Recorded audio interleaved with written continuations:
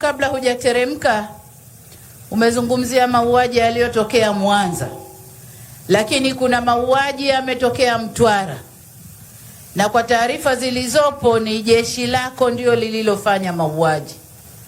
Kwa maana hiyo, taarifa nilionayo ni kwamba sasa jeshi limetengeneza kamati ya kufanya uchunguzi, alafu walete taarifa. Haiwezekani jeshi lifanye mauaji, jeshi lichunguze lenyewe. Ndugu zangu wananchi na Watanzania, nimemwelekeza Waziri Mkuu aunde kamati nyingine iende ikafanya uchunguzi wa mauaji yaliyofanywa na jeshi la polisi, alafu watuletee taarifa.